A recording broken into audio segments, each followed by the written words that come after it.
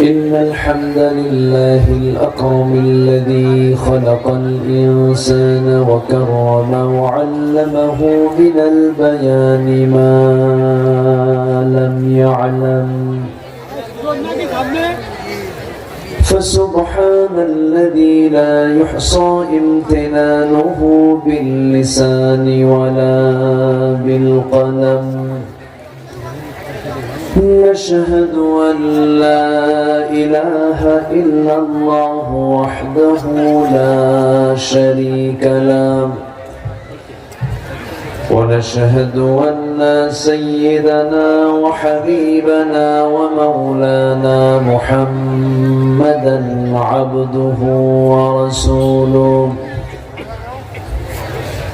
الذي أرسله بالحق بشيرا ونذيرا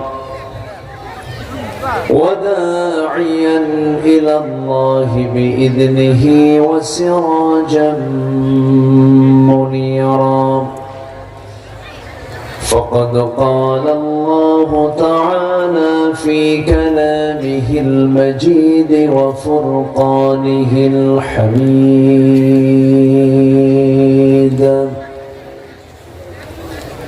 أعوذ بالله من الشيطان الرجيم بسم الله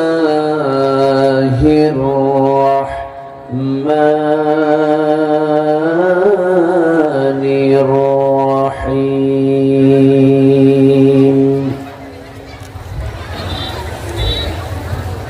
أفمن يعلم أنما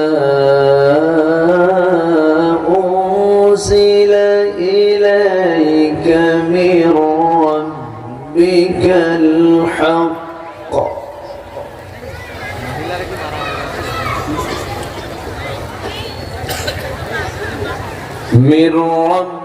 الحق كمن هو أعمى إنما يتذكر أولو الألباب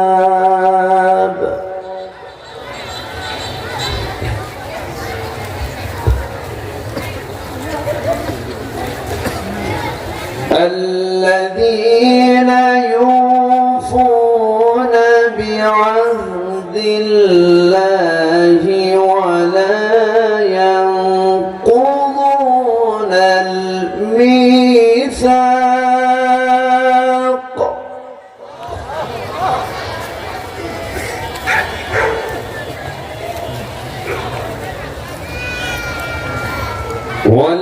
والذين يصلون ما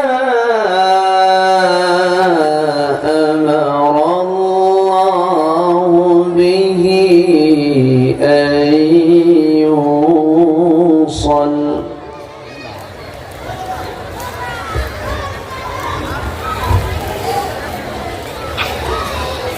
الله أكبر بسم الله الرحمن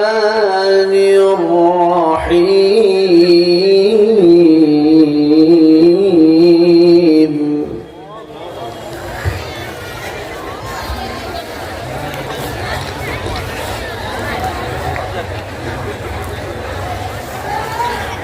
الله أكبر بسم الله الرحمن الرحيم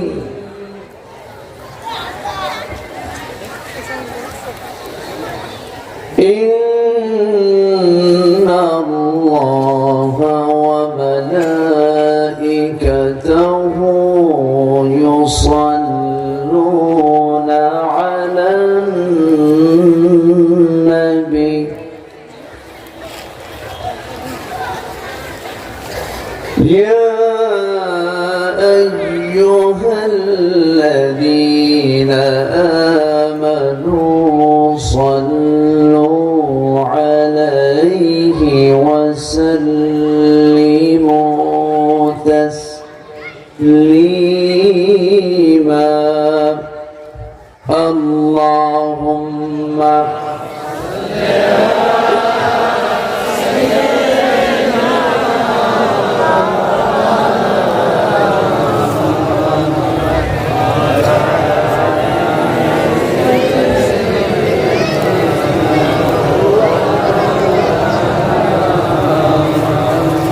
একটু মহব্বত দিয়ে নবীর প্রেমে মাতোয়ারা হয়ে জবান খুলে আওয়াজ দিয়ে জোরালো কণ্ঠে সবাই বলুন আল্লাহুম্মা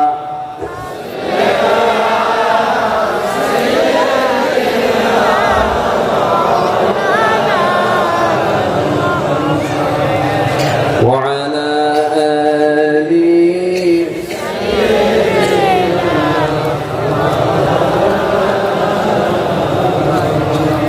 সবাই বলুন বালাগাল উলা বিকামালিহি কাশাফাত তুজা বিজামালিহি হাসুনাত জামিউ খিসালিহি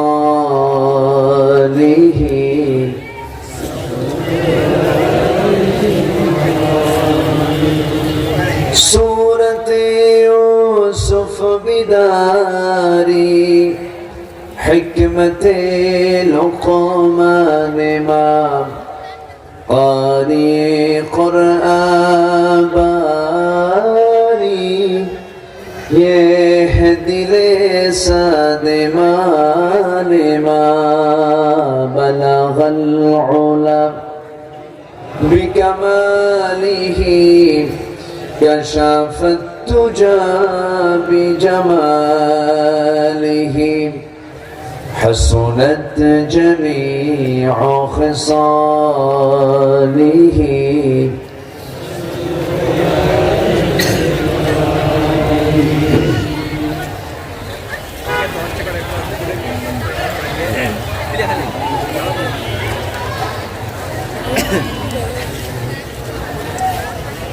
বৃহত্তর যশোর অঞ্চলের ঝিনাইদহ জেলার হরিণাকুণ্ড উপজেলার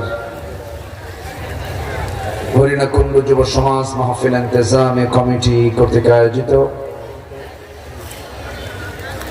দুদিন ব্যাপী তৃতীয় বার্ষিকী তাফসীরুল কোরআন মাহফিল 2025 সমাপনী দিবসের সম্মানিত সুযোগ্য সভাপতি আজকের মাহফিলের বরেণ্য সাহেব সালাম জনাব তৈয়বুল হাসান বুলবুল সাহেব, আজকের মাহফিলের সম্মানিত উপস্থাপক জনাব আব্দুস সামাদ সাহেব, আজকের এই প্রোগ্রামের বরেণ্য অতিথি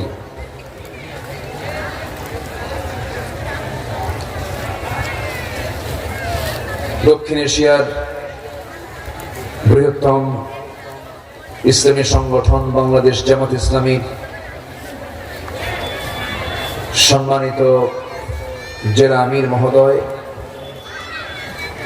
জনাব আলী আজম মোহাম্মদ আবু বকর সাহেব, আজকের মাহফিলের বরেণ্য অতিথি জনাব কারি রিয়াদ ইসলাম বকুল বিপ্লবী,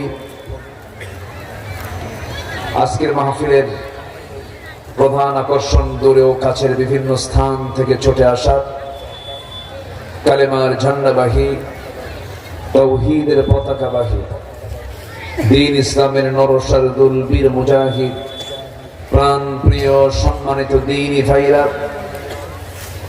আড়ালে বসে আছেন শ্রদ্ধেয়া সম্মানিতা মা বোনেরা, আলোচনার সূচনায় আনুষ্ঠানিকতার মধ্য দিয়ে আমার পক্ষ থেকে আবারও দিল খোলা সালাম, আসসালামু আলাইকুম ওয়া রাহমাতুল্লাহি ওয়া বারাকাতুহু। সবাই কেমন আছেন? আপনি কেমন আছেন? আমাকে প্রশ্ন করলেন, আল্লাহ তাআলা আমাকে তো আপনার সাথেই বসে রেখেছেন, আলহামদুলিল্লাহ ভালো আছি। গতকালকে আমার প্রোগ্রাম ছিল হলো চট্টগ্রাম, যেটা 18 বছর বন্ধ ছিল। ইসলামী সমাজ কল্যাণ পরিষদ চট্টগ্রামের 5 দিন ব্যাপী যে তাফসীর মাহফিল, কোরআনের পাখি যিনি ছিলেন আমাদের শহীদ আল্লামা দেলোয়ার হোসেন সাঈদী রাহিমাহুল্লাহ, সেই স্মৃতি বিজড়িত মাহফিল গতকাল থেকে শুরু হয়েছে।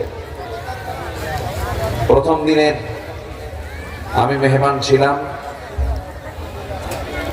গতকালকে মাহফিল শেষ হয়েছে 9:40-এ, আর আজকে মাহফিল শুরু হচ্ছে 10:40-এ। ঠিক আছে না? এদেশের মাহফিলগুলো সৌন্দর্য নষ্ট হওয়ার 1 নম্বর কারণ হলো টাইম সিলেকশন। ঠিক তো সবই কম, একটাও তো ঠিক না।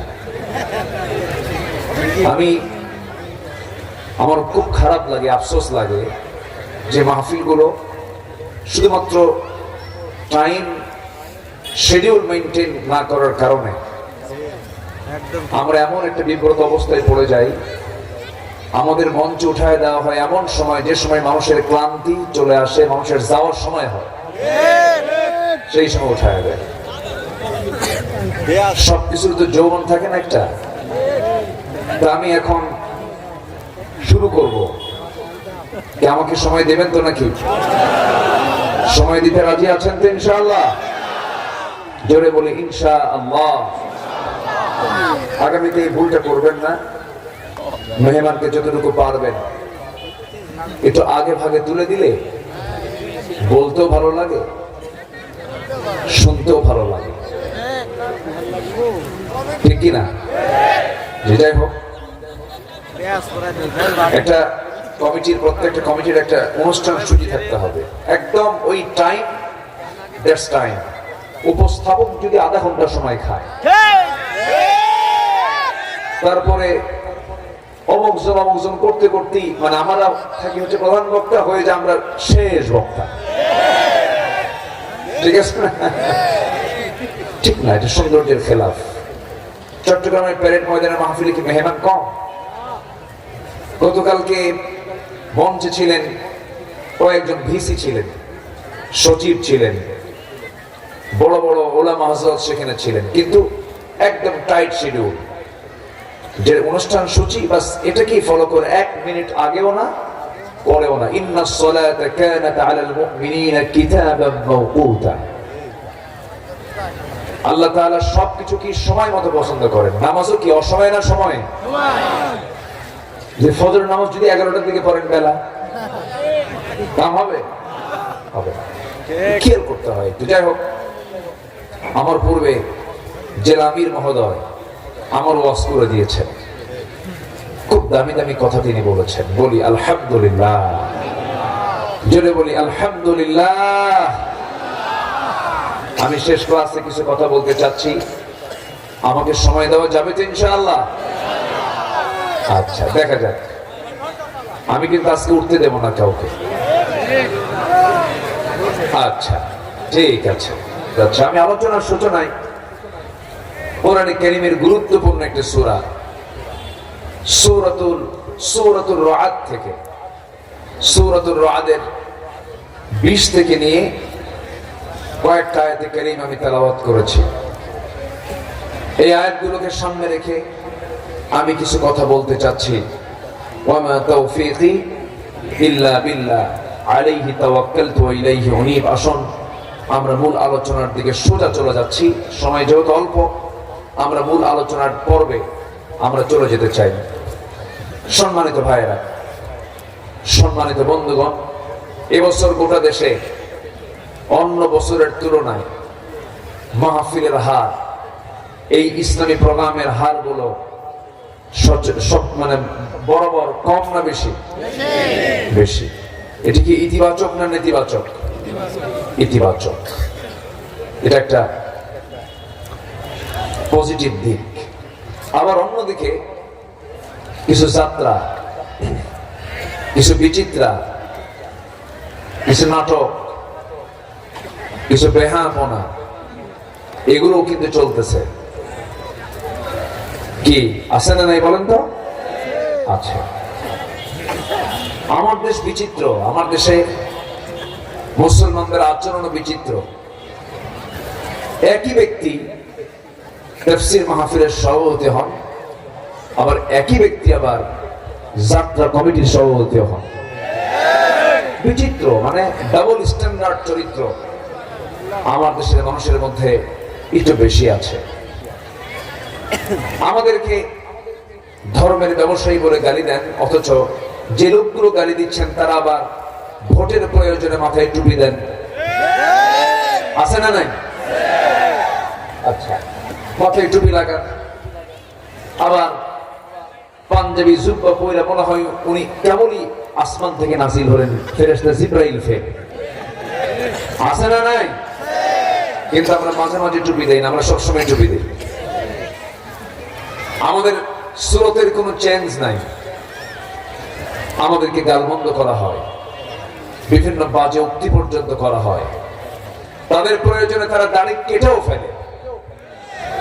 কি রাখা দাড়ি কেটে ফেলে, কিন্তু নবীর সুন্নাহ মনে করে যে দাড়ি রাখবে তার জীবন চলে যাবে, সে কখনো দাড়িতে হাত দেবে না, খুর লাগাবে না। সম্মানিত ভাইরা, আসুন আমরা সে আয়াতের দিকে আস্তে আস্তে চলে যাচ্ছি। এই পৃথিবীতে বিবেকবান মানুষ কারা, আমাদের দৃষ্টিতে কারা, আর আল্লাহর দৃষ্টিতে কারা, এটাই হচ্ছে আজকে আমার আলোচনার সাবজেক্ট। উলুল আলবাব কারা, এই বিষয়ে আমি কিছু কথা বলতে চাচ্ছি। 9টা দিক যার মধ্যে পাওয়া যাবে সে হলো বিবেকবান। সে কি? বিবেক আছে বলে বিবেচিত হবে যার মধ্যে 9টা দিক, 9টা গুণ যার মধ্যে পাওয়া যাবে। এটা কি আমার কথা না আল্লাহর কথা? আল্লাহর কথা। আসুন ধীরে ধীরে সে আয়াতের দিকে চলে যাচ্ছি। মহান রব্বুল আলামিন বলেন, আফামান ইয়ালামু আন্নামা উনজিলা ইলাইকা মির রাব্বিকাল হাক্কু কামান হুয়া আ'মা ইন্নামা ইয়াতাযাক্কারু উলুল আলবাব الذين يوفون بعهد الله ولا ينقضون الميثاق والذين يصلون ما أمر الله به أن يوصل ويخشون ربهم ويخافون سوء الحساب والذين صبروا ابتغاء وجه ربهم وأقاموا الصلاة وأنفقوا مما رزقناهم سرا وعلانية ويدرؤون بالحسنة السيئة أولئك لهم عقبى الدار جلبون الله أكبر سورة الرعد রাত মানে হলো বজ্রপাত। রাত মানে কি? বজ্রপাত। আকাশে বিজলি চমকায় না? বিজলি চমকায় মেঘের ঘর্ষণে, সেখানে একটা বিশাল আওয়াজ হয়, বজ্রপাত। এটাকে আরবিতে রাত বলা হয়। আল্লাহ পাক এই সূরাতে এই সূরার নামকরণই করেছেন রাত নামে। সম্মানিত ভাইয়েরা, সম্মানিত বন্ধুগণ, কোরআন যে আল্লাহর পক্ষ থেকে নাজিল হওয়া কিতাব, এটাকে প্রমাণ করার জন্য এই কোরআন যে পৃথিবীর মানুষের রচিত কিতাব নয়, এরকম অসংখ্য প্রমাণ কোরআনে আছে না নাই বলেন তো? আসতে বলবেন না, আছে না নাই? আচ্ছা, এই যে আমরা আকাশে মেঘ দেখি, এই মেঘ নিয়ে অনেক রহস্য। এই মেঘের বাস্তবতা নিয়ে আজ থেকে ১৫০০ বছর আগে কোন মানুষের পক্ষে এর কোন তথ্য বিশ্ববাসীকে দেওয়া কখনোই সম্ভব না, অসম্ভব ব্যাপার। অথচ আল্লাহ রাব্বুল আলামিন আজ থেকে ১৫০০ বছর আগে রাসূলকে তা দেখিয়ে দিয়েছেন, জানিয়ে দিয়েছেন। মেঘের কিন্তু ওজন আছে। এই মেঘ আল্লাহ পাক যদিও আকাশে ঝুলিয়ে রেখেছেন, কিন্তু টনকে টন, লক্ষ লক্ষ টন ওজন মেঘমালা। কিন্তু আশ্চর্যজনক বিষয় হলো এটাকে আমাদের মাথার উপরে ঝুলিয়ে রেখেছেন, শূন্যে রেখেছেন। তিনি আমার কে? আসতে বলবেন না, তিনি আমার কে? আল্লাহ পাক। মহান রব্বুল আলামিন বলেন, হুয়াল্লাযী ইউরীকুমুল বারকা খাওফান ওয়া তামআন ওয়া ইউনশিস সাহাবাস সিকাল। জোরে বলুন আল্লাহু আকবার, আরো জোরে বলুন আল্লাহু আকবার। তিনি সেই মহান সত্তা যিনি আকাশে মেঘমালাকে ঝুলন্ত করে রেখে দিয়েছেন। তিনি তো তোমার জন্য এগুলো করে দিয়েছেন। পানি চক্র, ওয়াটার সাইকেল দিয়েছেন কে? এই যে পানি চক্র, এই পানি চক্র পৃথিবীর কোন মানুষের পক্ষে সম্ভব নয়। কোন মানুষ এই পানি চক্র আবিষ্কার করতে পারবে না, এমন সিস্টেম তৈরি করতে পারবে না। এটা সম্পূর্ণ বান্দার জন্য সুন্দর করে দিয়েছেন। তিনি আমার একমাত্র কে? জোরে বলুন কে? আল্লাহই পেরেছেন, আল্লাহই পারবেন। এটা বান্দার পক্ষে সম্ভব। বছরে এই জমিন থেকে, এই দুনিয়া থেকে বিভিন্ন জায়গার যে পানি, সমুদ্র হচ্ছে পানির উৎস, কিন্তু এরপরে এই যে আমার আপনার বাড়ির সামনে পুষ্করণী আছে, পুকুর আছে, জোলা আছে, বিভিন্ন জায়গায় পানিগুলো যে থাকে, এগুলো পানিকে ফিল্টারিং করে, এটাকে কি বলে, সুন্দর করে পরিষ্কার করে, একদম ফ্রেশ করে, ফিল্টারিং করে যিনি তোলেন তিনি আমার কে? আসতে বলেন, তিনি আমার কে? তার পরিমাণ কত জানেন? বছরে 513 ট্রিলিয়ন টন পানি আল্লাহ পাক এই জমিন থেকে আকাশে বৃষ্টির জন্য তোলেন। 513 ট্রিলিয়ন টন। বলুন তো, পৃথিবীর কোন ব্যবস্থাপনা, ধরুন ঢাকা ওয়াসা আছে, ঢাকা ওয়াসা আছে না? ঢাকা ওয়াসা আছে, এরকম করে বিভিন্ন পানির ডিপার্টমেন্ট, ঢাকার পানি উন্নয়ন বোর্ড আছে। তো যদি 513 ট্রিলিয়ন টন পানি উত্তোলনের জন্য যদি পৃথিবীর কোন ওয়াটার সাপ্লাই কোম্পানিকে যদি দেওয়া হতো, বলেন তো কিয়ামত পর্যন্ত কি এক বছরের পানি এরকম করে ডিস্ট্রিবিউট করা সম্ভব? আসলে সম্ভব? সম্ভব না। আল্লাহু আকবার। যারা পানি ডিপার্টমেন্টে যারা গবেষণা করেন, চিন্তা করেন, চোখে কিন্তু আপনা আপনি পানি চলে আসে। আল্লাহ তোমার কি ক্ষমতা, তোমার কি কুদরত। এবং বিকাদারিন বিমাইন বিকাদারিন, এবং সেই পানিটা যে আল্লাহ পাক তোলেন, অপরিমিত পানি তোলেন না, পরিমাণ মতোই পানি তোলেন। আবার কারণ বেশি পানি তুললে আবার বেশি পানি পড়লে কি হয়ে যাবে? বন্যা হয়ে যাবে। যেখানে যতটুকু পানি দরকার আল্লাহ তাআলা ততটুকু পানি বিমাইন মাইন বিকাদারিন পরিমাণ মতো পানি তুলে আবার ওটাকে সুন্দর করে বিভিন্ন জায়গায় সমান তালে আল্লাহ পাক তা নাজিল করেন। জোরে বলে সুবহানাল্লাহ। কে খাওয়ান? কে চালান? অনেক বান্দাকে আল্লাহ মানে চালাই কেমনে, অথচ তার নাকের ডগায়, তার চোখের সামনে এই যে মেঘমালা গুলো পানি, আবার নাকের ডগায় অক্সিজেন দিয়েছেন। এগুলো কি টাকা দিয়ে দিচ্ছেন না এমনি ফ্রি করে দিচ্ছেন? বলেন, বৃষ্টি যে নাজিল হয় কোনো ট্যাক্স আছে? আজ থেকে ট্যাক্স আছে? আল্লাহ রাব্বুল আলামিন বলেন, বান্দারে তবে হ্যাঁ, এই পানি সেচ দিয়া যাবা ভাবে, সেই পানি সেচের মধ্যে দেশে আমাদের তুমি 20 ভাগের 1 ভাগ দেবে। আর আমি আল্লাহ রাব্বুল আলামিন যে আকাশ থেকে পানি বর্ষণ করলাম, ওসর দেবে 10 ভাগের 1 ভাগ দেবে। আমার পথে তুমি দিয়া দিবা 100 মনে 10 মন দিবা, 10 মনে 1 মন দিবা। খাদ্যের যাকাত আছে না নাই বলেন? আছে। এটুকু তুমি দিবা। তুমি আমার পথে দান করবে, আমি আল্লাহ তোমাকে যা দিবা তার চাইতে ডাবল ডাবল দিয়ে দেব। জোরে বলি সুবহানাল্লাহ। আমার ভাইয়েরা, এই তথ্যগুলো কোরআন আপডেট দিয়েছে, আগে আগেই বলে দিয়েছে। পৃথিবীর কোন মানুষের পক্ষে এটা সম্ভব নয়। এমন তথ্যবহুল কোরআন পৃথিবীর কোন মানুষ রচনা করতে পারে না। একটা প্রাণীর নামে সূরা আছে, সূরাতুন নাহাল। নাহাল মানে হলো মৌমাছি। নাহাল মানে কি? মৌমাছি। আল্লাহ রাব্বুল আলামিন পৃথিবীর সমস্ত মানুষের জন্য একটা ওষুধ দিয়েছেন, একটা মেডিসিন তিনি মৌমাছিকে দায়িত্ব দিয়েছেন। মৌমাছিকে বলছেন, মৌমাছি শোন, তুই এমন একটা ওষুধ বানাবি যে ওষুধের মধ্যে আমি আল্লাহ রাব্বুল আলামিন সমস্ত রোগের ঔষধ আমি তার মধ্যে রেখে দিয়েছি। জোরে বলি সুবহানাল্লাহ। সেই খাঁটি মধু কি পাওয়া যায়? বলেন কই? কিন্তু মৌমাছি যে মধু বানায় সেই মৌমাছি কিন্তু কখনো ভেজাল করে না। একটু শোনেন, দেখেন আল্লাহ তাআলা কি কুদরত রেখেছেন।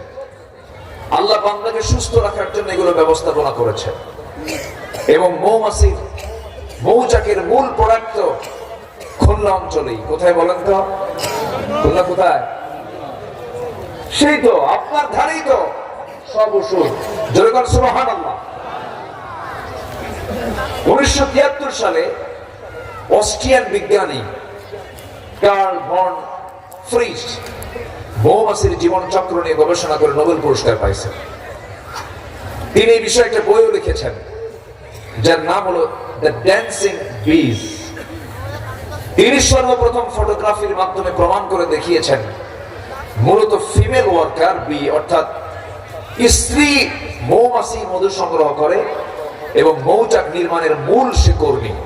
মৌচাকটা স্ত্রী মশাই কি বলে, স্ত্রী মৌমাছিটাই এটার ম্যানেজমেন্টে থাকে। অথচ আল্লাহ রাব্বুল আলামিন এই তথ্যটা আজ থেকে ১৫০০ বছর আগে কোরআন কারীমের মধ্যে বলে দিয়েছেন। আল্লাহ রাব্বুল আলামিন সুন্দর করে বলছেন, ওয়া আওহা রাব্বুকা ইলান নাহলি আন ইত্তাখিযি মিনাল জিবালি বুয়ুতান ওয়া মিনাশ শাজারি ওয়া মিম্মা ইয়ারিশুন। জোরে বলুন আল্লাহু আকবার। তোমার রব মৌমাছিকে ইঙ্গিত করলেন, তুমি পাহাড় এবং গাছে সুন্দর করে তুমি বাসা নির্মাণ করো, সেখানে নিবাস বানায় নাও। আল্লাহ তাআলা নিত্তাখিযি বলেছেন। এখানে আলেম ওলামা যারা আছেন, এটা মুয়ান্নাসের সিগা। রানী মৌমাছিকে আল্লাহ রাব্বুল আলামিন ওহী করছেন, তুমি বাসা বানাও পাহাড়ের ডালে। জোরে বলে সুবহানাল্লাহ। নাম্বার 2 হলো, ওই নোবেল বিজ্ঞানী প্রমাণ করলেন একটা কর্মী মৌমাছি নতুন ফুলের বাগান বা উদ্যান খুঁজে পায়, তখন স্বর্ণ মৌমাছিদেরকে সঠিক পথের দিক নির্দেশনা দিয়ে দেয়।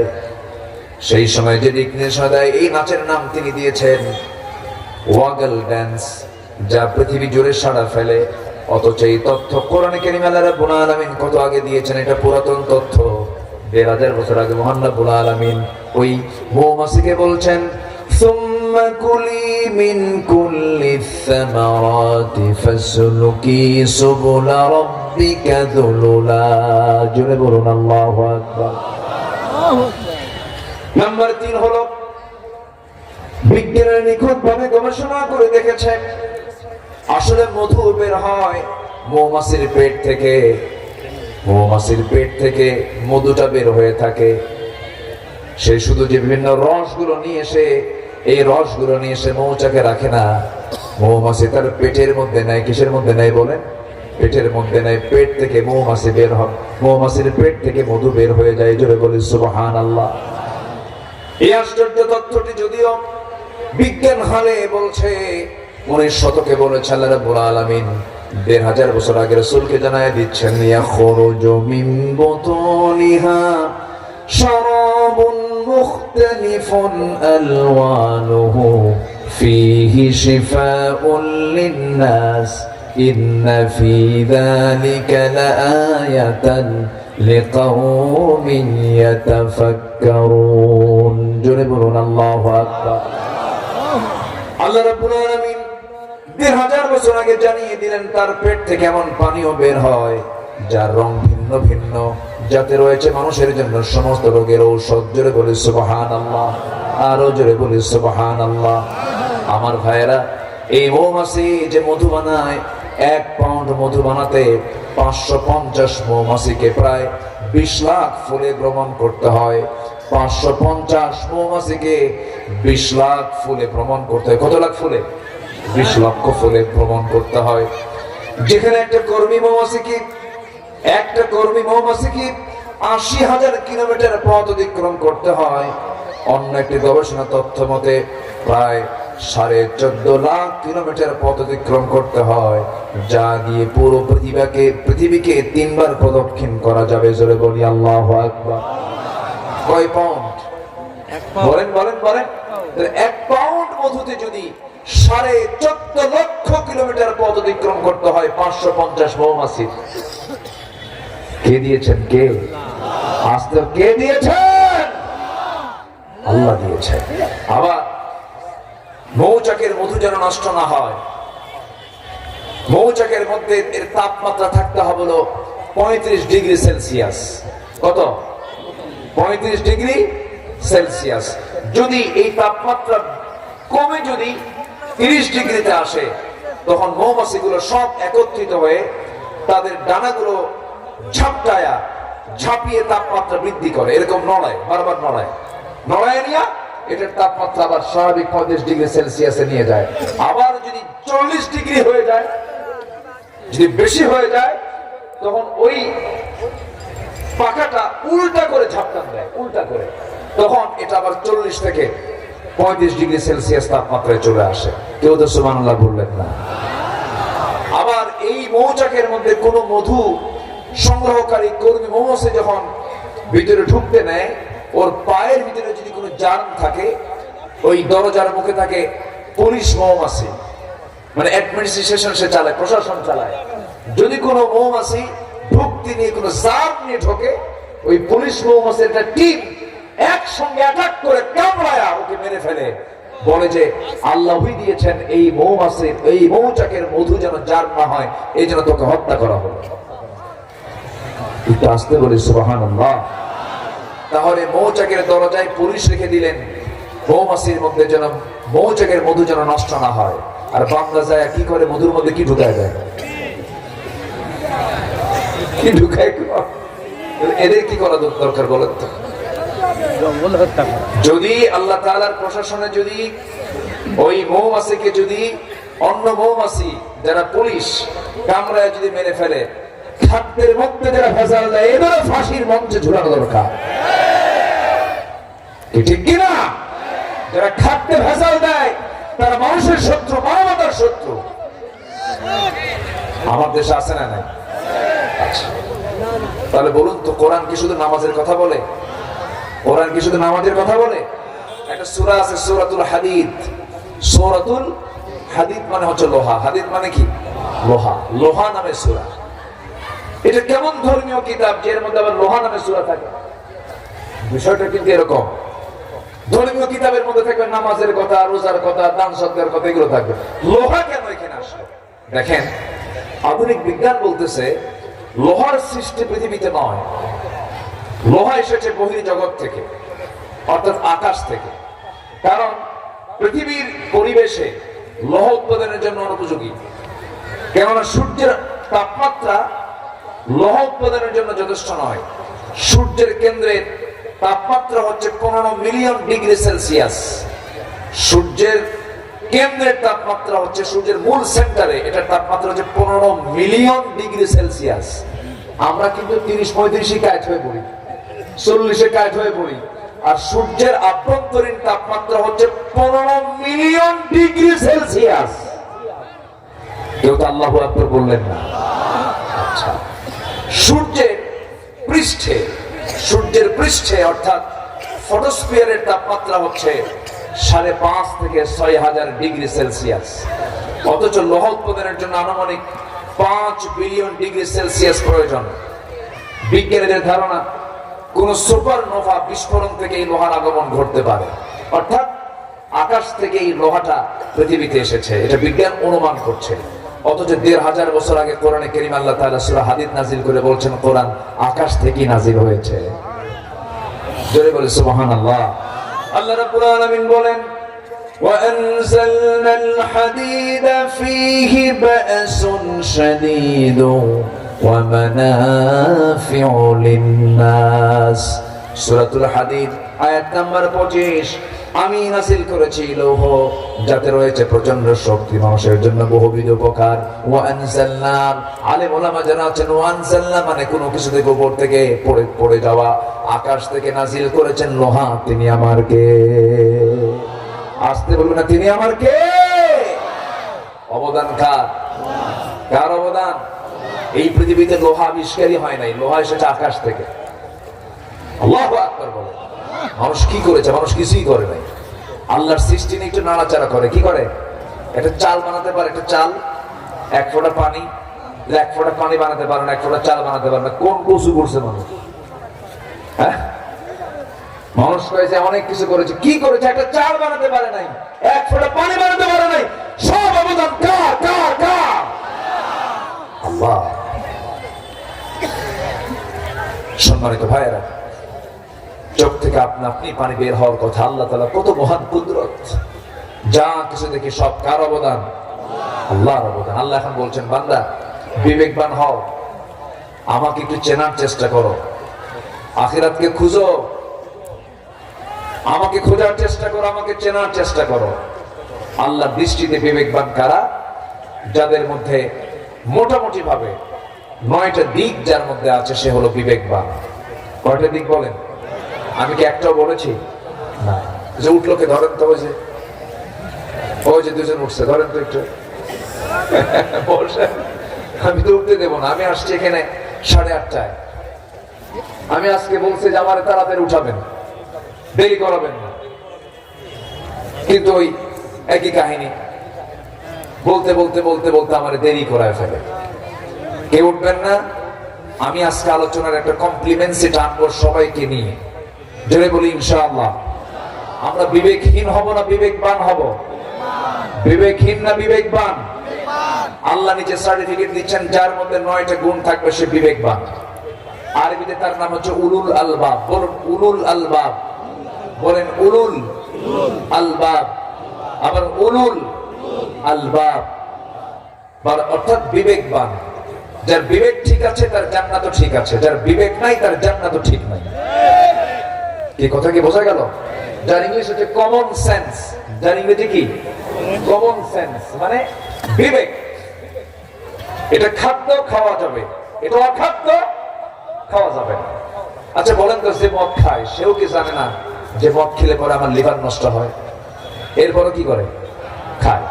আচ্ছা চোর যে চুরি করে, এটা কেউ কি ভালো মনে করে? আচ্ছা মুনাফিক যে মুনাফিকি করে, এটাকে মুনাফিকি করে কি ভালো মনে করে? মুনাফিকি কিন্তু মুনাফিকি গালি দেয়, চোরও কিন্তু চোরকে গালি দেয়। যে জেনা করে সে কি মনে করে যে জেনা কাজটা ভালো? সে কিন্তু মনে মনে কিন্তু আসামি। কিন্তু এই যে একটা কমন সেন্স, এই যে একটা অনুভূতি ভিতরে কাজ করে, এটাই হচ্ছে বিবেক। বিবেক হচ্ছে পৃথিবীর সবচেয়ে বড় রাডার। এই বিবেক যদি কারোর মধ্যে খেলে, সে কখনো জাহান্নামে যাবে না। আমার বিবেকটাকে ঠিক রাখি। জোরে বলি ইনশাআল্লাহ। উলুল আলবাব কারা? নাম্বার 1 হলো আল্লাহ রাব্বুল আলামিন। সুন্দর করে বলছেন, মনোযোগ দিয়ে শুনবেন। الذين يوفون بعهد الله ولا ينقضون الميثاق। নাম্বার 1 হলো যারা আল্লাহর সঙ্গে যে ওয়াদা, সে ওয়াদা যারা পূরণ করে। আল্লাহর সঙ্গে ওয়াদা কি করেছে সবার কম বেশি জানা আছে। আমার জন্ম কিন্তু এই দুনিয়াতে হয়েছে, ভালো কথা, কিন্তু এই দুনিয়াতে আসার আগে আমরা কিন্তু 2টা জগৎ পাড়ি দিয়েছি। নাম্বার 1 পাড়ি দিয়েছি আমরা রূহের জগৎ পাড়ি দিয়েছি। রূহের জগতে আমরা যখন ছিলাম, সব রূহগুলোকে আল্লাহ পাক একসঙ্গে রেখেছিলেন।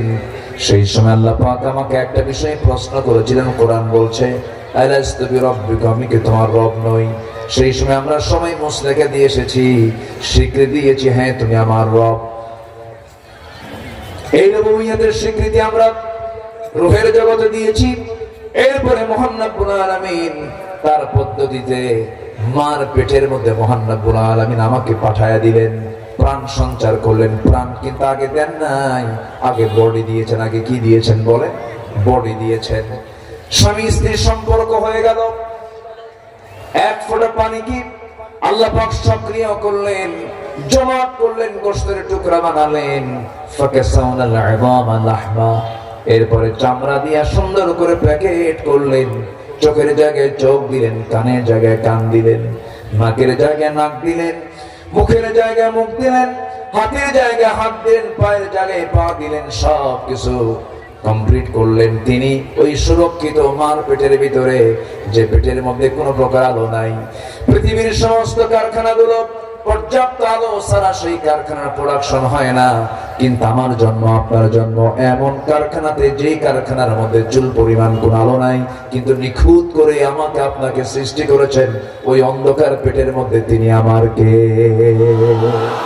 তিনি আমার কে? আল্লাহ আমাকে বানিয়েছেন, এত সুন্দর করে বানিয়েছেন। পৃথিবীর কোন মানুষের পক্ষে এমন সুন্দর করে বানানো সম্ভব নয়।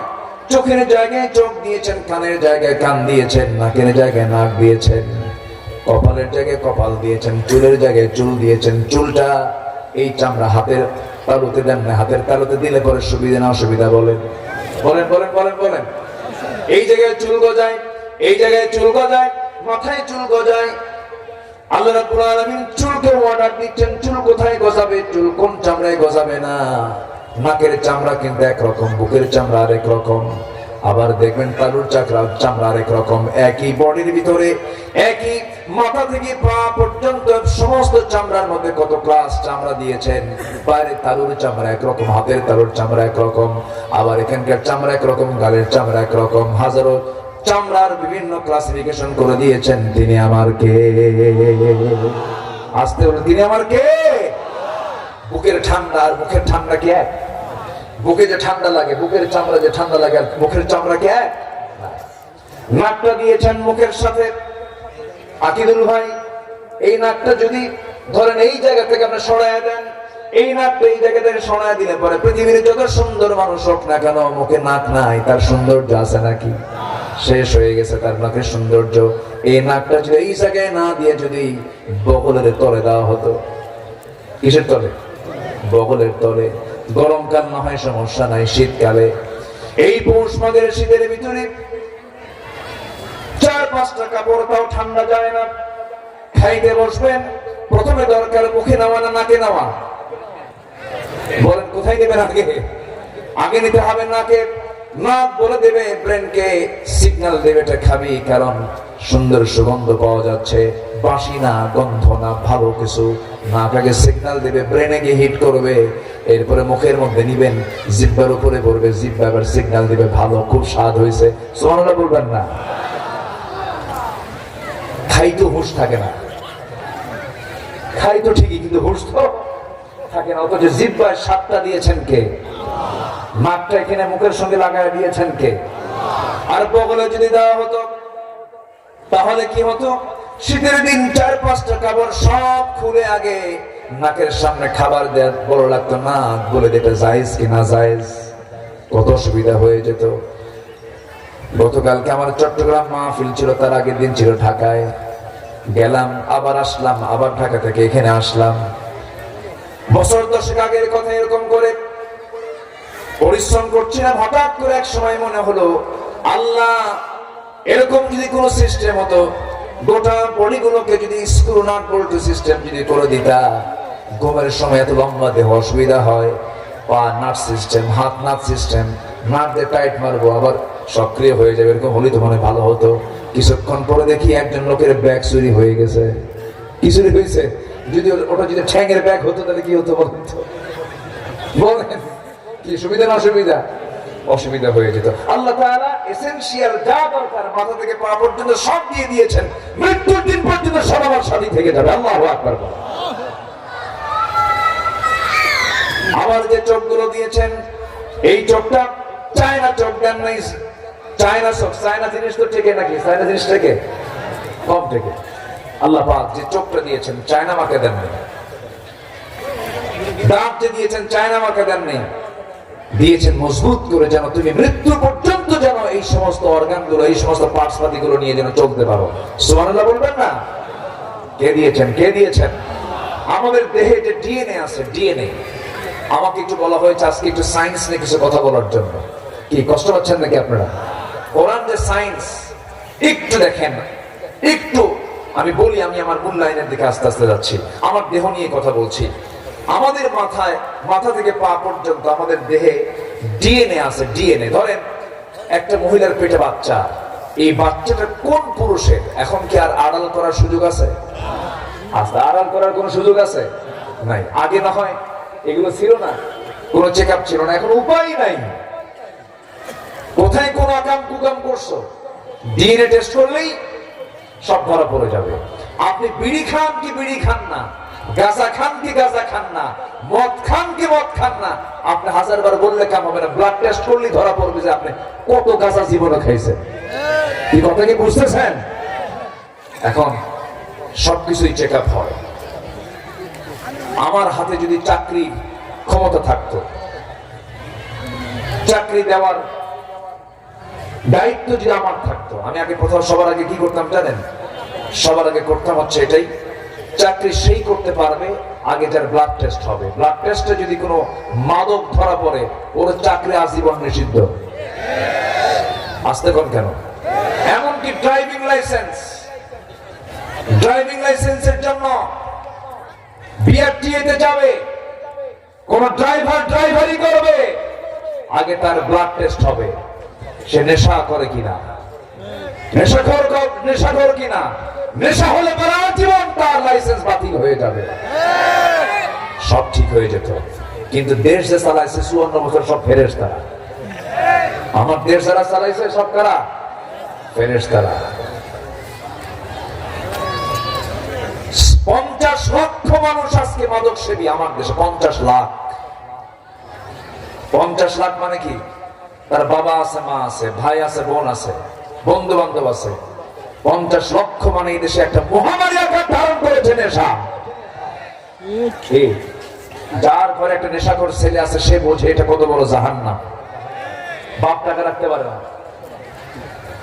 ওই ক্যাশ বাক্স চুরি করে নিয়ে আসে।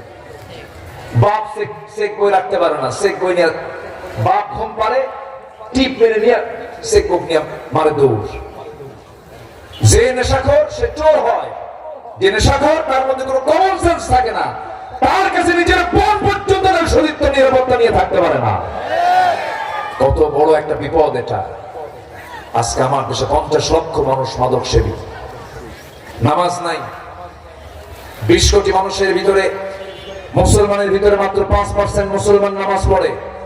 আজকে যদি এমন কন্ডিশন করত, এই রাষ্ট্রের প্রতিটি নাগরিক আজান হওয়ার সঙ্গে সঙ্গে চেয়ারম্যানের পেছনে মেম্বারের নামাজ পড়বে, ওসির পেছনে দারোগা নামাজ পড়বে, এমপির পেছনে জনগণ নামাজ পড়বে, রাষ্ট্রপতির পিছনে সচিবরা নামাজ পড়বে। প্রত্যেকটা জায়গায় যদি নামাজের পরিবেশ তৈরি হতো, মদের ব্যাপারে যদি আইন পাস হতো, জেনার বিরুদ্ধে যদি আইন পাস হতো, এই দেশটা হয়ে যদি জান্নাতের টুকরা, দুর্নীতির কোনো গন্ধ থাকতো না। এমন দেশ সবাইকে চান? চান কারা কারা? হাত উঁচু করে দেখান মুসলমান।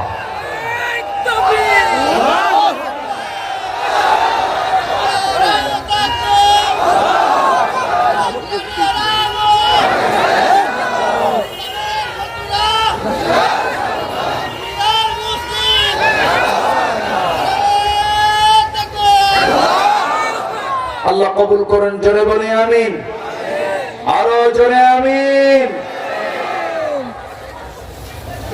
মানুষের শরীরে যে ডিএনএ আছে, ডিএনএ, এই ডিএনএ এর পরিমাণ হলো 2000 কোটি কিলোমিটার। একটা মানুষের 2000 কোটি কিলোমিটার। আকিদুল ভাই, মানুষের ডিএনএ এর দৈর্ঘ্য হচ্ছে 2000 কোটি কিলোমিটার। একটা মানুষ। কয়টা মানুষ বলেন? একটা। পৃথিবী থেকে সূর্য পর্যন্ত 50 বারেরও বেশি আসা যাওয়া করলে যে দূরত্ব হবে, তার সমান হচ্ছে ডিএনএ এর ডিসটেন্স, ডিএনএ এর দৈর্ঘ্য। আল্লাহু আকবার বলেন। আমাদের দেহে যে কোষ, এই কোষের সংখ্যা হলো 37.2 ট্রিলিয়ন।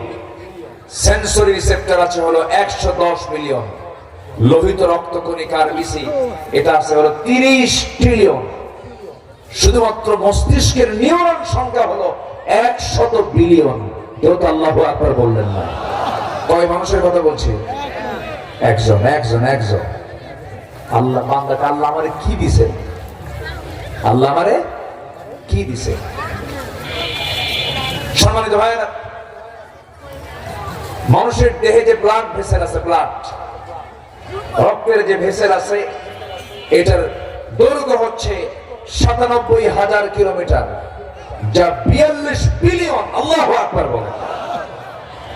সামান্য ইয়ারফোন, ২-৩ হাত ইয়ারফোন পকেটে তুলে পরে প্যাঁচ লাগে, প্যাঁচ আটকে লেগে যায়। আর আমাদের ব্লাড ভেসেল হচ্ছে ৯৭,০০০ কিলোমিটার লম্বা, কোনোদিন প্যাঁচ লাগলো না।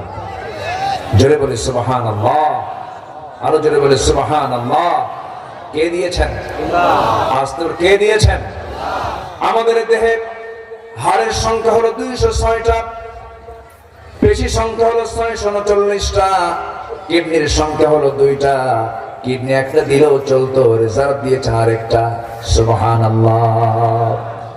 দুধদাঁতের সংখ্যা হলো 20টা, পাজের সংখ্যা হলো 12 জোড়া, হৃদয়ের চেম্বার সংখ্যা হলো 4টা। এরপরে মেরুদণ্ডের সংখ্যা হলো 33টা, মাঝারি কানের হাড়ের সংখ্যা হলো 6টা, মুখের যে হাড়ের সংখ্যা হলো 14টা, স্কাল মধ্যে হাড় সংখ্যা হলো 22টা, বুকে হাড় সংখ্যা হলো 25টা। এরপর অন্তঃহাড় সংখ্যা হলো 6টা। আমার বন্ধুগণ, মানুষের বাহুতে পেশির সংখ্যা হলো 72টা, হৃদয়ের পাম্প হলো 2টা, বৃহত্তম অঙ্গ হলো চামড়া, বৃহত্তম গ্রন্থি হলো লিভার, ছোট কোষ হলো রক্তের কোষ, বৃহত্তম কোষ হলো ডিম বা সেল, ছোট হাড় হলো স্ট্র্যাপ, সর্বাধিক ধমনী হলো 12টা। আমাদের দেহে রক্তের একটি সমুদ্রের সমপরিমাণ লবণ রয়েছে। জোরে কই সুবহানাল্লাহ। আল্লাহ রাব্বুল আলামিন মাথা থেকে পা পর্যন্ত বান্দাকে নিজেই বলছেন। আল্লাহ রাব্বুল আলামিন বলছেন, বান্দা নিজেই তোমার নিজের দিকে তাকায় দেখো, কাউকে দেখা লাগবে না। আমাকে চেনার জন্য আমি তোমার মধ্যে সবকিছু দিয়ে দিয়েছি। ওয়াফি আনফুসিকুম আফালা তুবসিরুন। বান্দা তুমি তোমার নিজের দিকে তাকায় দেখো, আমি তোমাকে কত সুন্দর করে বানায় দিয়েছি। বান্দা, আমার নামে জিকিরটা করো, আমার শুকরিয়া আদায় করো, আমার সঙ্গে তুমি সখ্যতা গড়ে তোলো, আমার সঙ্গে তুমি মহব্বত গড়ে তোলো। ফজর যখন আজান হয়ে যাবে, যখন কোনো বান্দা ওই সময় যদি ঘুম থেকে উঠতে পারে, শয়তান তাকে ওয়াসওয়াসা দিতে পারে না। শয়তান প্রত্যেক রাত্রিতে এসে বান্দার শিয়রে ফজরের একটু আগ দিয়ে, যে সময় তাহাজ্জুদের সময়, সেই সময় শয়তান এসে প্রত্যেক বান্দার শিয়রে বসে 3টা গিট মারে। কয়টা গিট মারে বলেন? গিট মারা বোঝেন তো? গিট কাকে বলে? এলাকায় কি বলে? গিরা। ও যে মানে দড়ি দিয়ে যে বাঁধে, কি বলে? গিরা মারে। হ্যাঁ, গিরা তো, এটাও গিরা। এটা গিরা না, এটা কি? এটাও গিরা। গিট দেওয়া মানে বেঁধে বাঁধন দেওয়া, বাঁধন। শয়তান করে কি? প্রত্যেক রাতে শেষ রাতে এসে 3টা বাঁধন, 3টা গিট বান্দাকে মেরে দিয়ে সে আবার ওয়াজ করে। তার ওয়াজটা হলো আলাইকা লাইলুন তাবিল, আলাইকা লাইলুন তাবিল। ও বান্দা, তোমার রাত বড় লম্বা, ঘুমাও ঘুমাও, তোমার রাত বড় লম্বা। আজান হয়ে যায়, বান্দা ওঠে না। কিন্তু এই সময় ওই 3টা গিট যদি কেউ ছুটাতে চাই, রাসূল পরামর্শ দিলেন 3টা কাজ করলে পরে শয়তানের গিট 3টাই ছুটে যায়। নাম্বার 1 হলো, বান্দা যদি ওই সময় গা ঝাড়া দিয়া আলহামদুলিল্লাহিল্লাযী আহইয়ানা বা'দামা মাতানা ওয়া ইলাইহিন নুশুর, যদি বান্দা যদি এই দোয়া পড়ে যদি বিছনা থেকে উঠে, পিঠটাকে যদি বিছনা থেকে সরা দিয়ে বসে পড়ে, তার একটা ওই বাঁধনটা ছুটে যায়, একটা গিট ছুটে যায়।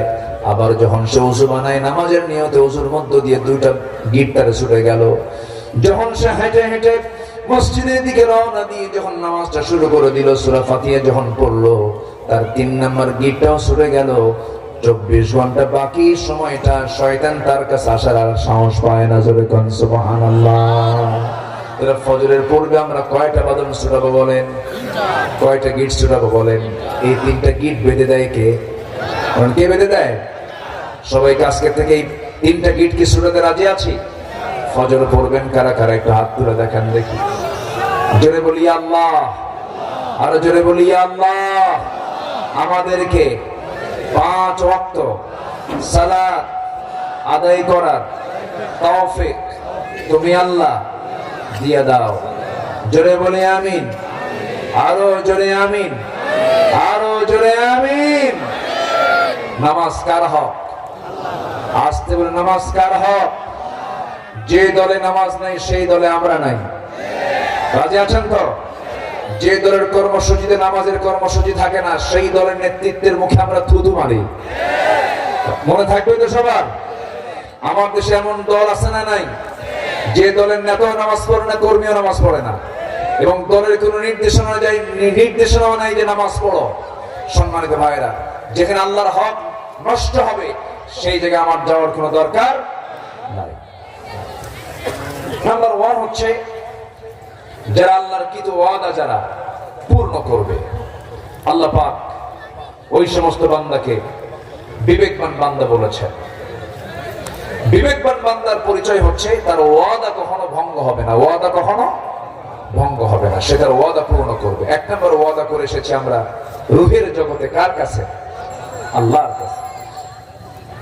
বসেন, আমি কি শেষ করে দেব নাকি? আমার আলোচনা বুঝতে পারছেন তো সবাই? কারো কোনো কষ্ট নেই তো? বলি ইনশাআল্লাহ। 1 নম্বর ওয়াদা আমরা করেছি রূহের জগতে, কিন্তু এটা কি মনে আছে আপনাদের? মনে আছে? আমরা যে ওয়াদা করে আসছে, হ্যাঁ তুমি আমার রব, মনে আছে আপনাদের? হ্যাঁ, এই মনে আছে? কার হাত তুলে দেখি। মনে আছে আপনাদের? কি কর, আমার তো মনে নেই। রূহের জগতে আমাকে যে আল্লাহ প্রশ্ন করেছেন, আলাস্তু বিরাব্বিকুম, আমি কি তোমার রব? হ্যাঁ তুমি আমার রব। এটা কি মনে আছে আপনাদের? কি কর, হ্যাঁ ভালো করে মনে আছে? জটিল ব্যাপার তো। আচ্ছা, মার দুধ খাইছেন, এটা কি মনে আছে? হ্যাঁ, বুঝলাম না। আচ্ছা, মার পেটের মধ্যে যে ছেলেটির মনে আছে, দেখছেন সেই সময়? তাহলে হালকা মনে আছে। মার পেটে ছিল, হালকা মনে আছে। আচ্ছা জি, বুঝতে পারছি। আমার সঙ্গে মজা করতেছেন আপনারা। শোনেন, মার পেটে ছিলাম মনে নাই, মার দুধ খাইছি এটাও মনে নাই। 2 বছর বয়সে মনে থাকে? মনে থাকার কথা না তো।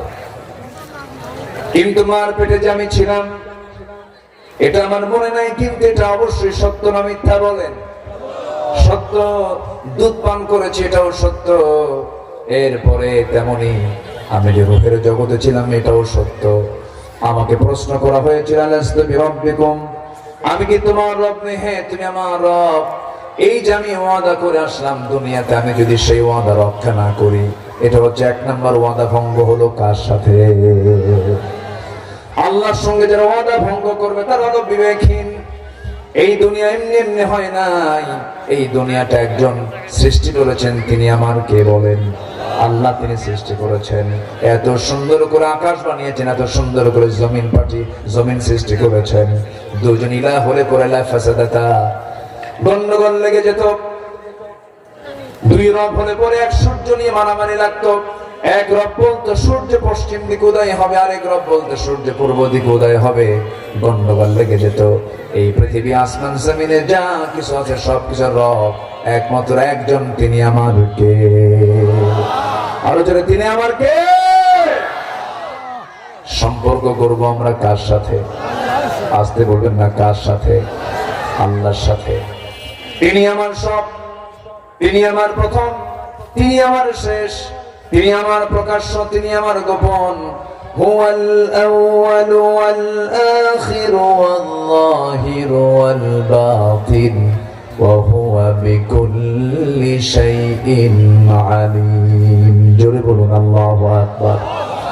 সাহাবীরা তাদের জীবনের যত কাজ করেছে এর মধ্যে সবচেয়ে বড় কাজ হলো আল্লাহর মহব্বত করতে গিয়ে দুনিয়ার সবকিছু তারা উৎসর্গ করে দিয়েছেন। দুনিয়ার কোনো কিছুর মায়ের জালে তারা পড়েন নাই। বউ ছেড়ে দিয়েছেন, সন্তান ছেড়ে দিয়েছেন, পরিবার ছেড়ে দিয়েছেন, ব্যবসা ছেড়ে দিয়েছেন, সমাজ ছেড়ে দিয়েছেন। ঈমানকে রক্ষা করতে গিয়া বাড়ি পর্যন্ত ছেড়েছেন, হিজরত পর্যন্ত করেছেন। আল্লাহ রাব্বুল আলামিন ওই সমস্ত সাহাবীদের ব্যাপারে নিজে ঘোষণা দিয়েছেন, রাদিয়াল্লাহু আনহুম ওয়া রাদু আন, যালিকা লিমান খাশিয়া রাব্বাহ। জোরে বলুন আল্লাহু আকবার। কেন খুশি হয়েছেন? যে এক নম্বর কাজ তারা করেছেন সেটা হলো আল্লাহর সঙ্গে যে কৃত অঙ্গীকার, যে অঙ্গীকার ছিল, যে ওয়াদা ছিল, সে ওয়াদা তারা অক্ষরে অক্ষরে পালন করেছেন। আমার নবীজি মক্কা ছেড়ে মদিনার দিকে আসতেছেন, সাহাবায়ে কেরাম বললেন, ইয়া রাসূলুল্লাহ, ব্যবসার দরকার নাই। আব্দুর রহমান ইবনে আউফ শত শত কোটি টাকার মালিক, ব্যবসা ছেড়ে দিয়ে নবীর সঙ্গে রওনা দিলেন। আর শত শত সাহাবীরা বউ পরিবার সব ছেড়ে দিলেন। হুজুর, আমার বউ তো দিন গ্রহণ করে নাই, আমি আমার পরিবার ছেড়ে চলে আসছি, সন্তানরা দিন মানে নাই, সব ছেড়ে চলে আসছে, পরিবারের মায়া, ব্যবসার মায়া, সব মায়া ছেড়ে সব মদিনার দিকে রওনা করেছেন। আমার নবীজি যখন মদিনায় হিজরত করে এসেছেন, একটা দম্পতি ছিল, সেই দম্পতি হলো আবু সালমা এবং উম্মে সালমা। এই দম্পতি দারুণ মিল ছিল, সুখের সংসার ছিল। রাসূল যখন মক্কা থেকে মদিনায় হিজরত করলেন, হিজরতের কথা শোনা মাত্রই আবু সালমা উম্মে সালমা দুজন মিলেই বলছেন, চলো আমরা দুজন মিলে রওনা দেই মদিনার দিকে। হঠাৎ করে এই সংবাদ যখন পরিবারের কাছে যখন চলে গেল, উম্মে সালমার বাবা উম্মে সালমাকে স্বামীর কাছ থেকে জোরপূর্বক নিয়ে চলে গেল। আবার আবু সালমার ভাইরা, তার বড় একটা ছেলে ছিল, ছোট্ট ছেলে, সেই ছোট্ট ছেলেটাকে তারা নিয়ে চলে গেল জোরপূর্বক। আবু সালমা মুস্কি মুস্কি হাসি মেরে বলছেন, আল্লাহর সঙ্গে যে ওয়াদা করেছে সেই ওয়াদা তো কখনো ভঙ্গ করতে পারবো না। আল্লাযীনা ইউফুনা বিআহদিল্লাহ, আল্লাহর সঙ্গে ওয়াদা ভঙ্গ করা যাবে না।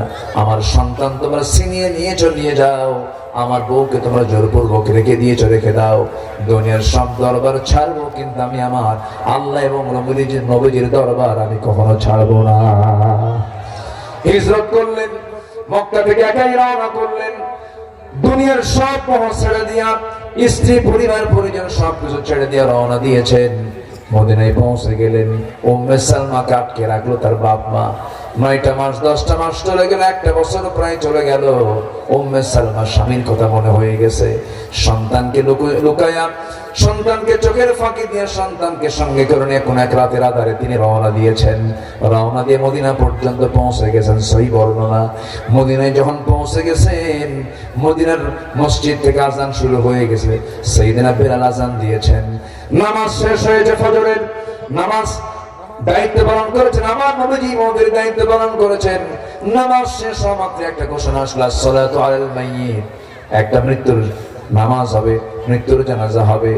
একটা মৃত ব্যক্তি ইন্তেকাল, একজন ব্যক্তির ইন্তেকাল হয়েছে, মৃত ব্যক্তির জানাজা শুরু হবে। সেই মৃত ব্যক্তির নামটা বলে ফেললেন, আবু সালমা আজকে দুনিয়া থেকে বিদায় নিয়েছেন। এই সংবাদ যখন উম্মে সালমার কানে যখন চলে গেছে, উম্মে সালমা শুনলেন, কিন্তু অস্বস্তি হলেন না, অস্থির চিত্ততা দেখালেন না। বুকে তার প্রচন্ড কষ্ট হচ্ছিল, হারে 1 বছর দেখি না আমার স্বামীর সঙ্গে দেখা করার জন্য মদিনা পর্যন্ত আসলাম, অথচ আজকে সে ইন্তেকাল করলো, আজকে সে দুনিয়া থেকে বিদায় হলো। বারবার তিনি ইন্না লিল্লাহ বলছেন, বারবার ইন্না লিল্লাহ বলছেন, চিৎকার করে আফসোস করছেন না, বিলাপ করছেন না, মাতম করছেন না। কারণ মানুষ যখন মারা যায়, মাতম করাটা হালাল না হারাম? আজ মাতম করাটা হালাল না হারাম? মাতম করা মানে আল্লাহর প্রতি নারাজ হয়ে যাওয়া। আপনার বাবা ইন্তেকাল করেছেন, বলবেন ইন্না লিল্লাহ। মা ইন্তেকাল করেছেন, বলবেন ইন্না লিল্লাহ। ছেলে ইন্তেকাল করেছেন, বলবেন ইন্না লিল্লাহ। মেয়ে ইন্তেকাল করেছেন, বলবেন ইন্না লিল্লাহ। বাবা ইন্তেকাল করেছেন, বলবেন ইন্না লিল্লাহ। যদি আপনি বুকেও শুধু মাতম করেন, মাটি থাপড়ান, জিহ্বা কামড়ান, চিৎকার করেন, বিভিন্ন কথাগুলো বলেন, কারণ ওই বান্দার মৃত্যুর ফয়সালা কারো থেকে হয় না, মৃত্যুর ফয়সালা হয় একমাত্র কার পক্ষ থেকে। এই জন্য বলতে হবে ইন্না লিল্লাহ, বলেন ইন্না লিল্লাহ। এটা হলো সবচেয়ে বড় দোয়া।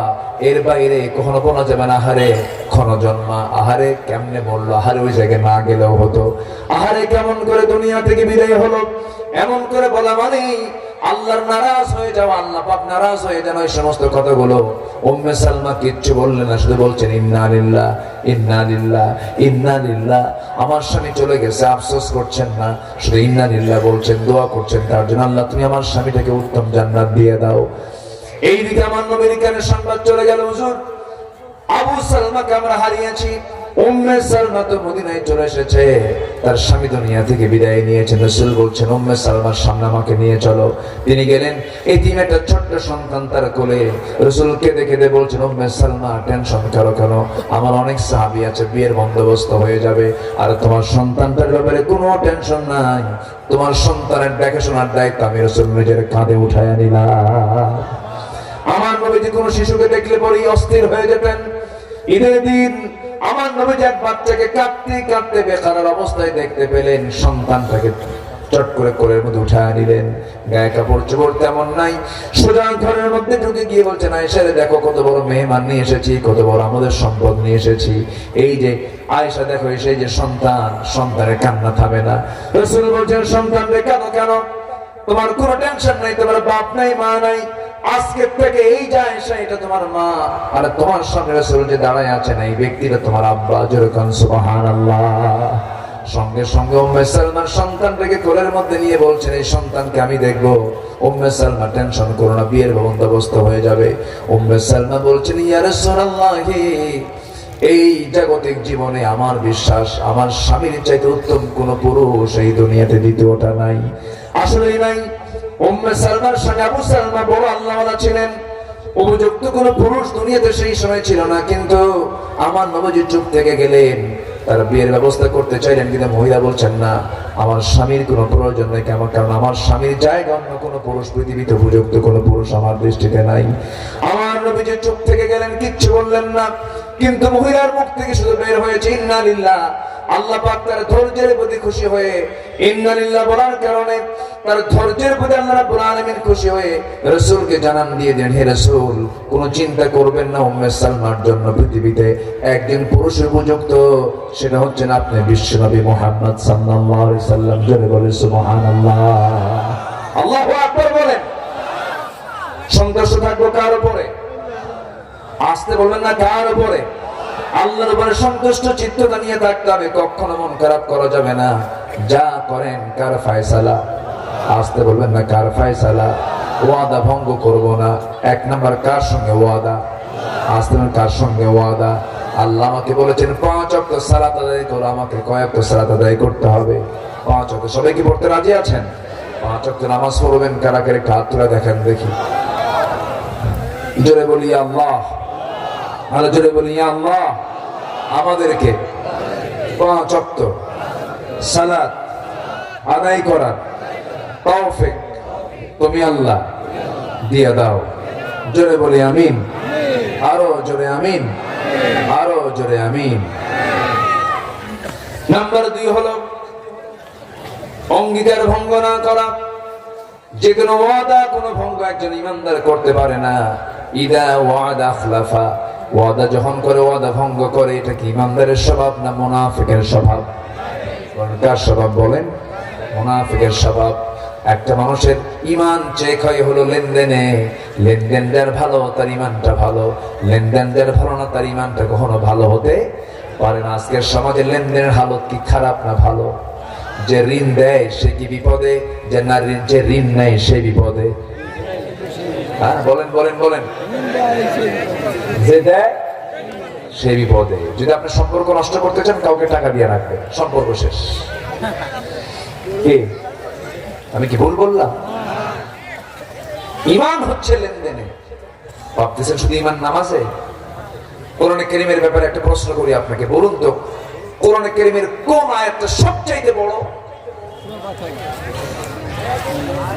না, ওটা শ্রেষ্ঠ আয়াত, মানে বাক্যের দিক থেকে সবচাইতে বড় আয়াত। কিসের আয়াত জানেন? লেনদেনের।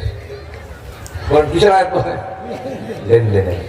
সবচেয়ে বড় আয়াত ওটা, সবচেয়ে লম্বা, মানে মানে অনেক বড় আকারে বড় যে আয়াতটা সবচেয়ে বড়, সেটা হচ্ছে লেনদেন সম্পর্কিত আয়াত। আল্লাহ রাব্বুল আলামিন বলেন, ইয়া আইয়ুহাল্লাযীনা আমানু ইযা তাদায়ানতুম বিদাইনিন ইলা আজালিন মুসাম্মান ফাকতুবুহু। জোরে বলুন আল্লাহু আকবার। তোমরা যখন কোনো লেনদেন করতে যাবে, মৌখিক কোনো কিছু সিদ্ধান্ত নেবে না, তোমরা লিখিত করবে। ফাকতুবু, যখন তোমরা লেনদেন করতে যাবে সেই সময় তোমরা লিখিত করে নিবা। পরামর্শটা কার? পরামর্শ কার? যেন শয়তান যেন কোনো ওয়াসওয়াসা না দিতে পারে। তাহলে লেনদেন কি ইমানের অংশ নয়? আস্তে, লেনদেন কি ইমানের অংশ নয়? এখানে ওয়াদা ভঙ্গ আছে কিনা বলেন? ওয়াদা ভঙ্গ আছে। ভাই আমি তোমাকে অমুক দিন টাকাটা দিয়ে দেবো, তুমি আমাকে কিছু টাকা দাও। অমুক দিন দেয় না, তারপরে যায় সেই দিনও দেয় না, তারপরে দিন সেই দিনও দেয় না। 4-5 বার করার পর যে টাকা পায়, যে টাকা পাবে, একদিন ধমকের শুনি বলে ফেলো, ভাই তুমি কি আমাকে সত্যি টাকা দিবে না? জবাবে বলে, তুমি কি আমার কথার মেজাজে টের পাও না? রোজে দেবে না, এরকম করে বুঝাচ্ছে। রাগের ঠেলায় যে টাকা পায়, যে ঋণ দাতা রাগের ঠেলায় বলে, ও আল্লাহ তোমার নামের কসম করে বলতেছে এই লোকের কাছে আর জীবনে টাকা চাবো না, হাসরে তোর থেকে টাকা তুলে নেব। জবাবে ঋণ গ্রহীতা বলে, লম্বা ডেট পাইলাম। কি ডেট পাইলাম? লম্বা ডেট পাইলাম। তাহলে বলেন, আজকের সমাজে যে লোকটার ভিতরে যখন দেখবেন যে তার লেনদেনের সমস্যা, তার ইমানের সমস্যা আছে না নয়?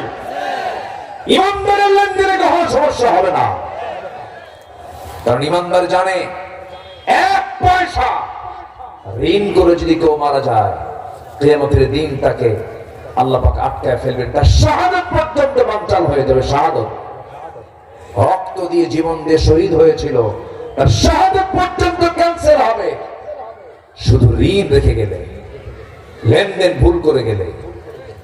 এই জন্য রাসূল করিম সাল্লাল্লাহু আলাইহি ওয়াসাল্লাম তিনি প্রত্যেক রাত্রিতে যখন শুয়ে পড়তেন, তার বালিশের নিচে তিনি ওসিয়ত রাখতেন, হিসাব ক্লিয়ার রাখতেন, হিসাব ক্লিয়ার রাখতেন।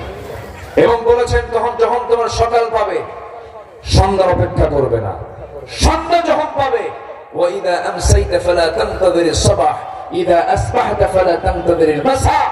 যখন সকাল পাবে, সন্ধ্যা ভাববে যে আমার নাও আসতে পারে। যখন সন্ধ্যা পাবে, তখন ভাববে আমার সামনের সকালটা নাও আসতে পারে। ক্ষমা চাইতে হবে, কারো কাছ থেকে ক্ষমা চেয়ে নিবা, কারণ রাত্রি নিয়ে বাঁচবা তার কোনো গ্যারান্টি নাই। ঋণ রেখেছো, ঋণটা শোধ করে শুয়ে পড়ো, কারণ তুমি আগামীকাল মারা যাবে, মারা যেতেও পারো, তোমার সন্তান তোমার ঋণ শোধ করবে না। কথাগুলো মনে হয় বেশি কড়া বলে ফেলতেছে, বেশি কড়া বলে ফেলতেছে। এগুলো আমাদের জানার দরকার আছে না নেই বলেন তো? আচ্ছা আমার বন্ধুগণ, তাহলে 1 নাম্বার হলো আল্লাহর সঙ্গে কৃত ওয়াদা যারা ভঙ্গ করবে তারা হচ্ছে আল্লাহর লানত প্রাপ্ত বান্দা। যারা ওয়াদা পূরণ করবে তারা হচ্ছে চালাক, তারা হচ্ছে উলুল আলবাব, বিবেকবান বান্দা। নাম্বার 2 হলো অঙ্গীকার যারা ভঙ্গ করবে না, তারা বিবেকবান বান্দা। নাম্বার 3 হলো যারা সম্পর্ক বজায় রাখে সব সময়। কার সাথে? আসতে বলবেন না, কার সাথে? এই পৃথিবীতে আপনজন বলতে কে আছে আমার বলেন? আসতে বলেন না, কে আছেন? বউ কি আমার আপন না আল্লাহ আপন? ছেলে আপন না আল্লাহ আপন? সম্পদ আপন না আল্লাহ আপন? দুনিয়া আপন না আল্লাহ আপন? ক্ষমতা আপন না আল্লাহ আপন? পৃথিবীর সব এক পাল্লায় দিয়ে দেন, আল্লাহকে এক পাল্লায় দিয়ে দেন। আল্লাহ ছাড়া আমার কোনো গতি নাই। কোথায় যাবেন আপনি? আল্লাহর সাহায্য ছাড়া আমরা একজন পরিমাণ নড়তে পারবো না। এই জন্য আল্লাহর সঙ্গে আমরা সম্পর্ক করার চেষ্টা করব। তবে সম্পর্ক করার জন্য, আল্লাহর সঙ্গে সম্পর্ক তৈরি করার জন্য সবচেয়ে উত্তম মাধ্যম হলো শেষ রাত্রিবেলা সেজদায় পড়ে কান্নাকাটি করা। আল্লাহর সামনে যখন কাঁদবো, আমরা লজ্জা নিয়ে কাঁদবো না বেহায়া হয়ে কাঁদবো? জোরে বলেন, জোরে জোরে জোরে। লজ্জা নিয়ে না বেহায়া হয়ে কাঁদবো, বেহায়ার মতো কাঁদবো।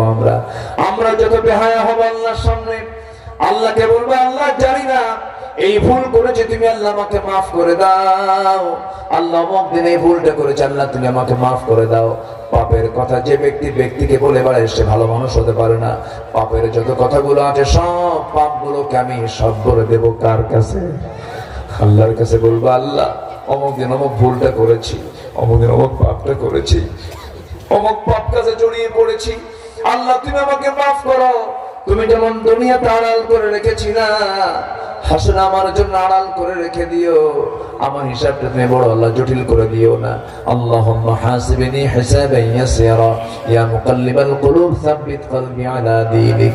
আমার ভাইরা, আমার নবী যখন কাঁদতেন, সহিহ হাদিসের বর্ণনা, আমার রাসূল যখন কাঁদতেন, পানি সিদ্ধ হলে পরে যেমন টকবক টকবক আওয়াজ করে, আমার নবীর সেজদার মধ্যে যখন কান্না শুরু হয়ে যেত, সিদ্ধওয়ালা টকবকে পানির মতো আমার নবীর মুখ থেকে আওয়াজ বের হতো। এত কাঁদতেন তিনি। একজন ইমানদার বান্দার বৈশিষ্ট্য হলো তার প্রত্যেকটা দিন তার চোখ থেকে কার ভয় চোখ পানি বের হবে? আল্লাহর ভয়ে চোখ থেকে পানি বের হবে। ওয়াল্লাযীনা ইয়াবিতুনা লিরাব্বিহিম সুজদান ওয়া কিয়ামা ওয়াল্লাযীনা ইয়াকুলুনা রাব্বানা ইসরিফ আন্না আযাবা জাহান্নাম ইন্না আযাবাহা কানা গরামান ইন্নাহা সাআত মুস্তাকাররান ওয়া মুকামা। জোরে বলুন আল্লাহু আকবার। কি পরিমাণ কেঁদেছেন তারা, কি পরিমাণ চোখের পানি ফেলে ফেলে কেঁদেছেন। আল্লাহর সঙ্গে মহব্বতটা যত গভীর হোক সেই বিচারে দিবস আমার আপনার সামনে পড়ে আছে। আল্লাহ বলছেন বান্দারে সেই দিন কোনো সুপারিশ গ্রহণ করা হবে না, সেই দিন কোনো বিনিময় গ্রহণ করা হবে না। সেই দিনের দৃশ্যটা ওই আয়াত আমাকে দারুণ ভয়ের মধ্যে ফেলে দেয়। মা পর্যন্ত স্বীকার করে বসবে আমার পেটে কোনদিন সন্তান ছিল না। ভাই ভাইকে ভুলে যাবে, পরিবার পরিবারকে ভুলে যাবে। সেই কঠিন দিন, সেই কঠিন সময়ে আমরা যে আমাদের আল্লাহর সঙ্গে সম্পর্ক যদি বজায় রাখতে পারি, সেই দিন সম্মানিত ফেরেশতা দিয়ে আল্লাহ রাব্বুল আলামিন আমাদেরকে আরশের আজিমের ছায়ার নিচে জায়গা দিয়ে দিবেন। জোরে বলে সুবহানাল্লাহ। আমার ভাইরা, বিচার দিবসকে ভয় করা উচিত। বিচার দিবস আছে না নাই? আসতে বলবেন না আছে না নাই? বিচার করবেন কে? আহকামুল হাকিমিন কে? বিচারপতি তিনি আমার কে? তিনি বিচার করবেন, তিনি সূক্ষ্ম বিচার করবেন। যা প্রাপ্তি তাই বান্দাকে বুঝায় দিবেন। সে আল্লাহর কাছে আমাকে আপনাকে যেতে হবে। এই যে আল্লাহর সঙ্গে সম্পর্ক আমরা বেশি করে গাঢ় করব। বিচার তো অবশ্যই হবে রে ভাই। আল্লাহ পাক আমাকে আবার জিন্দা করবেন, কবর থেকে আবার তিনি তুলবেন।